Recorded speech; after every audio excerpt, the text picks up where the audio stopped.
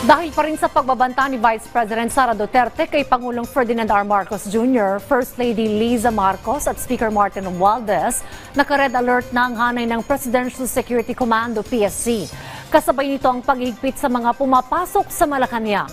Ang detalye sa report ni Alan Francisco. Dinoble na ng Presidential Security Command ang security detail ni Pangulong Ferdinand R. Marcos Jr. Kasunod ito ng naging pahayag ni Vice President Sara Duterte laban kay Pangulong Marcos, First Lady Liza Araneta Marcos at House Speaker Martin Romualdez.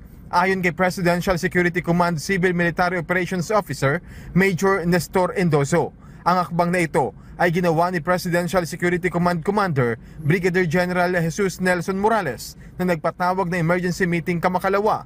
Kaugnay nito, hindi na dinetalye pa ng opisyal kung ilan partikular ang kabuang puwersa ng PSG na nakadeploy sa punong ehekutibo. Gayun din, sa iba pang miyembro ng First Family matapos ang threat o banta sa Pangulo.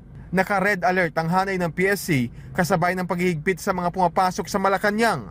Kung sa amin dito na didouble natin yung security ng President lalo sa mga upcoming activities niya, mas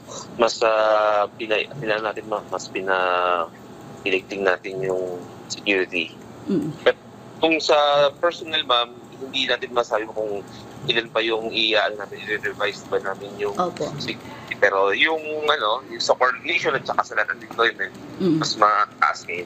Samantala, dinoble at masinigpitan din ang seguridad sa Kamara. Ayon kay House Secretary General Reginald Velasco, tumulong na sa kanila ang Philippine National Police para matiyak ang kaligtasan sa paligid ng Batasan Complex. Hindi pa naman sila naka-red alert, pero iba yung pag-iingat ang kanilang ginagawa.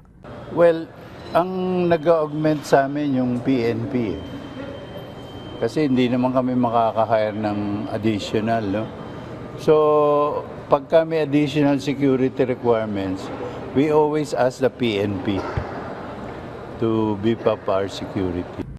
Alan Francisco, para sa Pambansang TV, sa Bagong Pilipinas.